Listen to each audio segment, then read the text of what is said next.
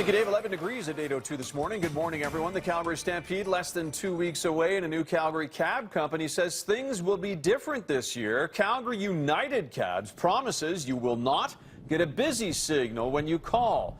United Cabs, Calgary Cabs, has 70 cars and drivers on the street. Rupinder Gill is the company's president. You may recall he was fired from Associated Cabs after a series of wildcat strikes. Gill says Calgary Cabs is putting an emphasis on dispatching. He says you may still have to wait for a taxi, but he pledges someone will pick up the phone and let you know that.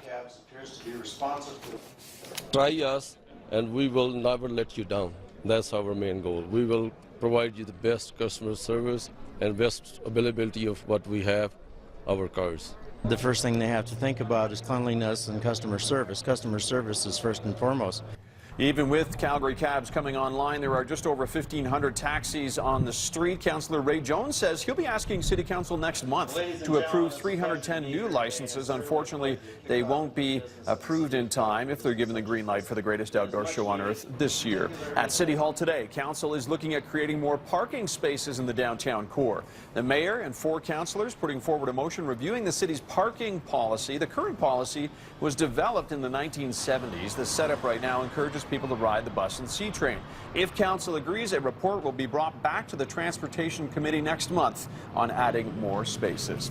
Calgary police officers, along with dozens of search and rescue volunteers, putting their skills to a test this weekend during a mock missing child scenario. The operation is based on a scenario where 2 boys, ages 9 and 10, disappeared while at summer camp at the University of Calgary. Again, this is a mock exercise. The search begins in a wooded area on campus. It then spreads to some student residences. In such a scenario, we've got a number of partners out here, so we've got a lot of good resources. The search and rescue folks have a ton of training in missing children as well as our members. So we'll put everybody together, and I mean, the primary thing is to learn from each other. So. We're very fortunate to have the cooperation of all of these groups. It's a lost kids scenario, and it's really good for us to practice our skills. Calgary Search and Rescue gets called to help in about 30 cases every year. Your Starbucks latte could cost you a little more this week. The coffee giant is raising prices. On average, a Starbucks drink will cost between 5 and 20 cents more. The company estimating only about 1 in 5 orders will be affected by the price changes. The changes will be different depending on where you are.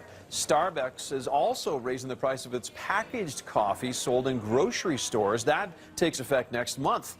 While retailers ultimately set the price, customers can expect to pay about $1 more per 12-ounce bag.